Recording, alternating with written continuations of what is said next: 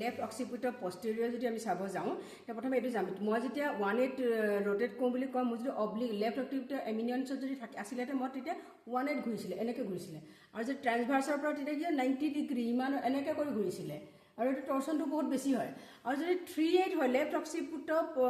পষ্টেৰিয়ৰ যদি হয় তেতিয়াহ'লে তোমাৰ 38 ৰোটেশন বহুত বেছি টৰ্চন হ'ব এনে বহুত বেছি টৰ্চন হ'বলগীয়া হয় তে এইটো ইয়াত যদি মই দেখাব যাওঁ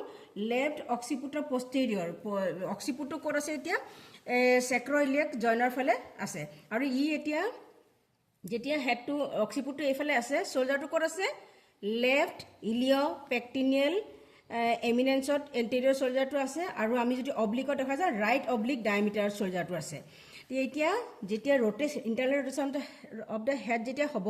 এতিয়া 38 অফ দ্য হেড ৰোটেট হৈছে 38টো বহুত টাইট হয় ডিঙিত ইমান টৰ্চন ল'ব নোৱাৰে সেইটো কাৰণে শোল্ডাৰটো 28 ৰোটেশন হ'ব আগতে শোল্ডাৰটো ক'ত আছিলে এই অব্লিকত আছিলে